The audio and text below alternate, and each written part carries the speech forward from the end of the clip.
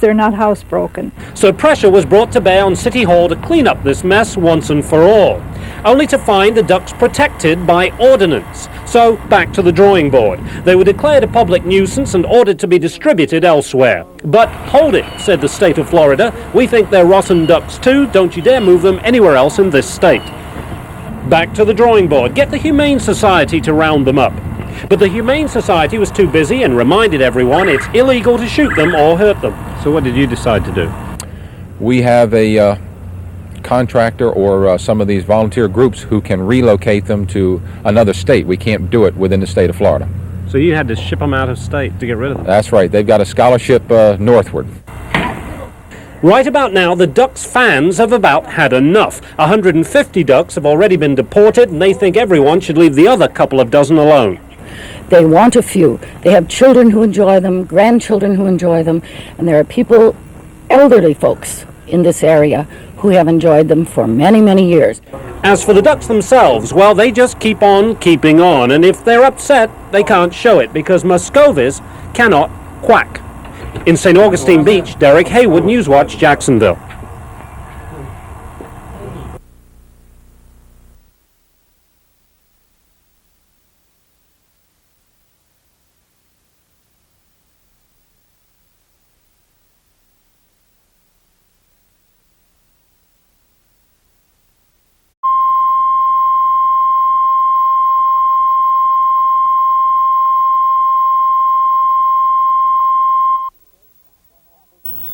And when I go to the gravesite, I just, I sit there and I talk to him. I just briefly told him that if I had known that night that he was going to die, and I wish that we could have taken him someplace else. For 12 months, he was a regular face at University Hospital Emergency Room. Willie Robinson, 28, constantly sought help for severe headaches. They often caused him to black out. He was in real bad pain. He was getting weaker by the days, and I could see it. And it was just a thing whereas, he kept going to that hospital, but I tell him. Finally, he consulted a private physician. These particular symptoms were suggestive of increased intracranial pressure. Okay, what's that? The pressure inside the brain is starting to become elevated for one reason or another, usually because of an expanding lesion. I felt like he needed a complete neurological workup, including a CAT scan of the brain. So you forwarded that recommendation and his records to the hospital? Yes. But 6 weeks later, Willie Robinson is back to emergency, the second time that week. This time there's a complication. As well as the headache, he's bleeding from a tooth extraction that same day. Hospital records show he may have thrown up 2 quarts at one time. This is what 2 quarts look like. Witnesses say he lost more blood before and more blood afterwards. Meanwhile, the headache took on extraordinary dimensions. He couldn't even hold his head down. I said he was walking around with his head held high up in the air. And I said if he bring his head down to level with his street level or body level or whatever like that, he'd be in so much pain that he starts screaming and hollering. Is it an indicator? Is it a good sign of that being a problem? It's a good sign that something bad's wrong inside the head. But that night, a hospital resident sent Willie home to wait another month for a neurological exam. And the supervisor said that with what he has told him so far, there was no need for him to do the x-ray that night and everything like that. And he said in his finding, he felt like Willie was depressed. And I said, well, you're crazy. I said, the man can't even walk. I said, look at him. I said, he's falling all down. And I said, he's throwing up blood and everything like that, and you tell me you cannot keep him overnight? I said, just for another, I said, it's already morning. I said, another couple of hours won't even hurt. So now it might be argued Willie Robinson is sent home from university in worse shape than when he arrived here asking for help, because he still has the headache, He's lost a lot of blood now, and this time, if he should pass out, he's got something else to worry about. Because they didn't stop the bleeding either. Instead, they sent him home with a wad of gauze in his mouth. If he was that lethargic and that, out of it, you just don't put things in your mouth. We hadn't been home 30 minutes before we were calling rescue, and they came, they worked on him, and they worked on him, and they called back and forth to the hospital, and they called. The medical examiner's report would confirm the headaches were physical. In plain English, fluid built up inside Willie's brain to a fatal pressure. And the gauze? Fire rescue paramedics found it blocking his airway. The intersection of 103rd and Blanding. Suddenly, automobiles collide. The front of her car is demolished, and Sally Cartledge, 53, complains of stomach pains after slamming against her steering wheel. Sally Cartledge is transported in this rescue unit. On the way, paramedics examine her. They find she has a cut lip, but when they check her vital signs, they come across an important clue. It could mean, like so many accident victims, she's bleeding somewhere where they cannot see, internally. This is a copy of the fire rescue report. You'll notice it says weak blood pressure, and in the square where the blood pressure reading normally goes, simply a question mark. What should happen next? We said three things to the head of emergency medicine at Shands Teaching Hospital in Gainesville. Collision, vehicle damage, weak blood pressure. The bottom line is that you have to be very aggressive about this, and there's a time urgency about it. So you would call your Trauma 1 team in?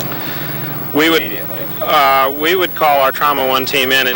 When trauma strikes, two things are crucial to recovery. University Hospital has a level 1 trauma team, advertised as ready for such cases 24 hours a day. Surgeons are on duty every second of every day. But that night, when Sally Cartledge was brought in, the trauma team had not been notified, even though hospital records show they knew a patient was coming from an automobile collision with weak blood pressure. The physician wrote this down himself. But he sent Sally Cartledge to minor surgery instead, to mend her cut lip, even though a nurse says she protested. In minor surgery, a second nurse checks the blood pressure and raises the alarm. But the trauma team is still not called. Sally Cartledge is next taken to resuscitation. Trauma is finally brought in almost 30 minutes after her arrival. 30 minutes too late. A trauma team nurse bitterly comments, she would have lived, she could have and should have. An administrative nurse noted, this patient was salvageable, even if trauma had gotten to her just a few minutes earlier. A vein in Sally Cartledge's liver was torn open by the impact of that collision. The fundamental clue, her blood pressure, was there, and it was altered, disguised to appear as if there was a normal blood pressure reading more than 24 hours later. That according to a nurse who copied it before and after the alteration. She says he was putting our licenses on the line. That doesn't even look like it was in, you can see the question mark behind that. It's incredible. Right now I'm very, very angry. I really am. I'm still hurt, and I still think there was probably no excuse for this. It's just, I don't even know what to call it. It's practically murder.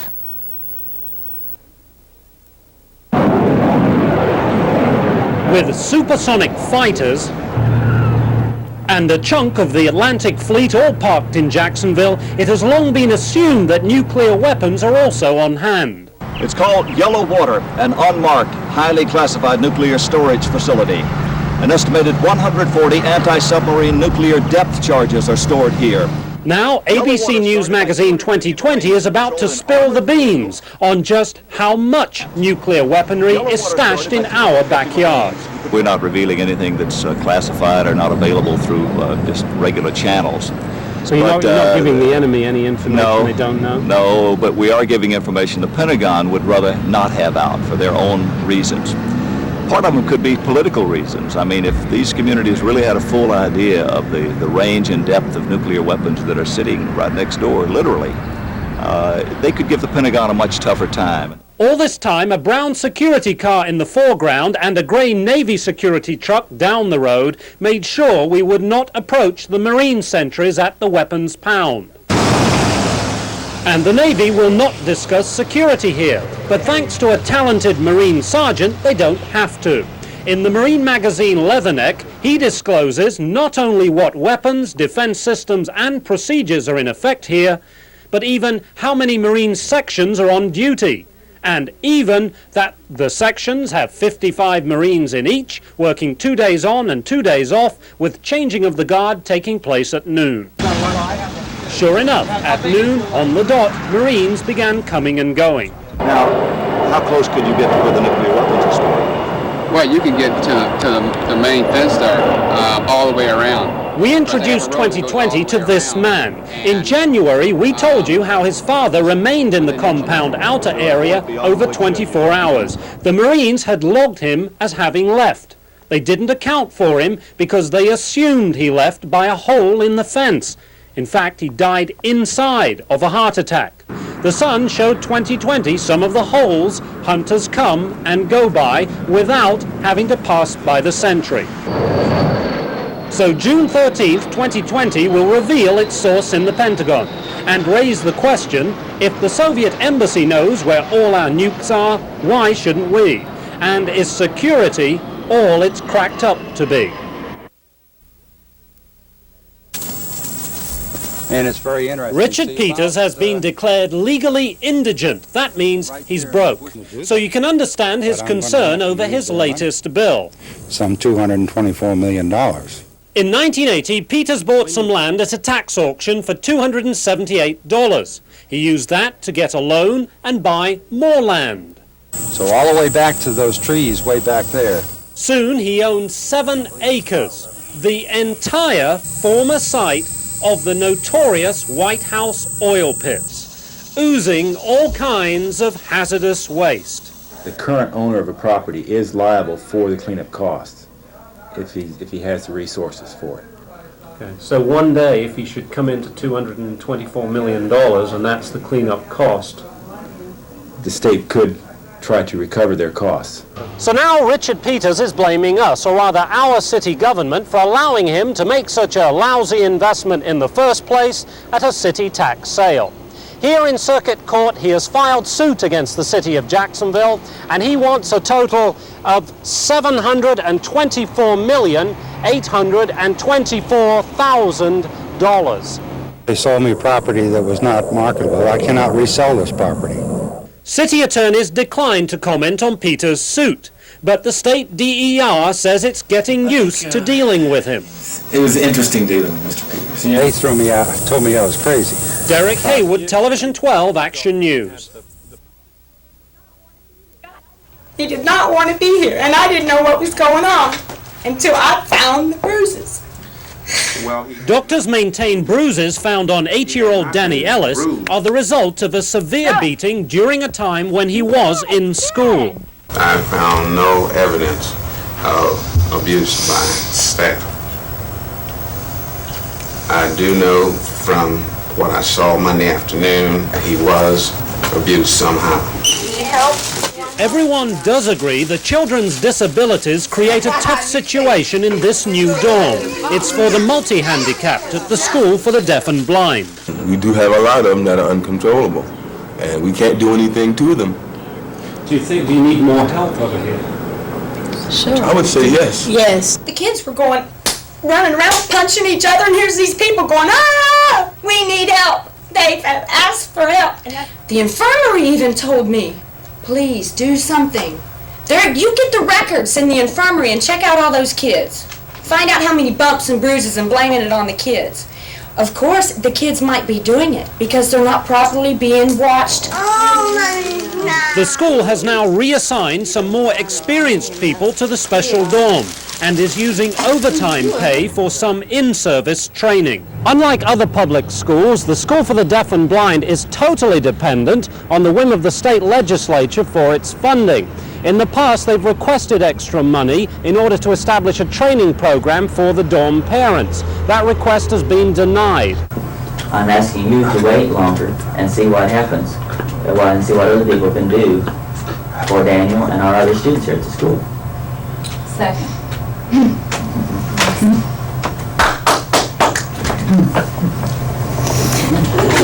I know how you feel. Thank you. In St. Augustine, Derek Hayward, Television 12 Action News. All these people that say, aha, we're going to have a hurricane party, lots of fun. All they have to do is experience one. It is not fun. It is terrifying. People who've been through serious storms miss one thing the most: power. They've been buying the big flashlights, the smaller flashlights, also the ever-ready batteries. They're buying them like they're going out of style. And if you lose power, you could lose another necessity. Most wells have electric pumps, even at the utility. And power loss puts your food at risk, so get extra ice to keep it as long as possible. The main thing that I would do is be sure to have enough water and fill up some ice chests with ice. And protect yourself. Tape will prevent a lot of flying glass if things get serious. And another thing, if they start talking about high winds approaching, you should start thinking about all the junk you've got lying around outside, like bicycles, for instance. Something as light as this could get picked up by the wind. If you're near a street, it could hit a passing car, or worse, could come sailing through your window. Speaking of things that can sail through your window, if you've got a swimming pool, you've sort of got an advantage. Can you excuse me a minute? This sort of furniture that you've got lying around outside in the yard, that's the safest place for it. I mean, where's a safer place to put all this stuff? There is one important consideration. Make sure you take it out before you go swimming again. In the meantime, have the kids clean up their room. If they need to grab clothes and run, they need to be able to find them. And you'll know where the kids are. Boat owners have their own special precautions to take, and John Watson has that story.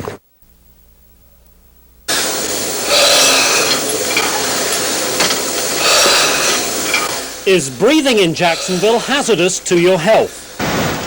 The EPA is offering to spend $2 million and 2 years to find out for us. I think the very fact that the lung cancer rate for white males was high in the 70s, that is reason enough for us to take the matter seriously. What has to be determined at this point is how much does air pollution contribute to this high lung cancer risk. But not everyone favors a complementary hunt for air pollution. If the EPA finds health-threatening pollutants coming from a local company, the company would have to spend money on pollution controls. In this recording of a health department meeting, Bob Williams of the Kraft paper mill said this. I think it's very negative. I think I would really try to determine if in fact the data supports the government making this special study. He declined a camera interview, but said by phone he is not in opposition, just concerned about the public perception, that if the EPA is studying for toxic chemicals, it implies something is wrong with Jacksonville again. For its part, the Environmental Protection Agency is eager to come to Jacksonville and include it in its list of cities to be studied. That's because of our incredible growth rate and the diversity of industry here. But first, they want the blessing of City Hall. If it will improve the quality of life, if it will improve our air pollution problems and help us study that, certainly it would be the right thing to do. Okay, but no decision is made. I've not made a decision yet, no. The city should decide if it wants to know what we breathe in the next 2 weeks. Derek Hayward, Television 12 Action News. Sir, my engine answers ahead 2/3. Keep her so. The Coast Guard cutter Eagle isn't just a pretty face. She's a classroom where 150 cadets learn how to sail. Driver, right as a midship. Right 4 pins. 4 pins. Okay, now go for it. It still takes 6 crew members just to steer the vessel, the same as it did 50 years ago when the Eagle was the German cadet trainer Horst vessel. Little has been changed since the cutter was captured from the Germans during the Second World War. The engine has been upgraded to a powerful 16-cylinder turbo and radar has been added. But cadets still climb 140 feet up to unfurl the sails. That's when she looks like this. Under full sail, the vessel can travel almost twice as fast as with the engine. Have you been climbing around up there? Oh yeah, I've done lots of climbing aloft. At first I was really nervous, but then we started getting used to it, and they let you go as high as you want, and they don't ever push you. You don't have to go aloft at all. It's highly unlikely that you'll ever be on another sailing ship in the Coast Guard. You'll go to a motorized cutter. So what good does climbing around up there do for your future in the Coast Guard? When you're working with people up there, you get to know them, and you get to be really close because your life is, I mean, it's not dangerous, or they wouldn't let us do it, but there's always a safety hazard there, and once you get up there and you're working with them, and then you come down below, you know, you're pretty close, and it helps to build unity. Oh, that's close. They fired 3 shots at City Hall by way of salute. If you want to complain because they just used blanks, you have lots of opportunity. Eagle is open to the public in Metropolitan Park through Saturday. Derek Hayward, Television 12 Action News.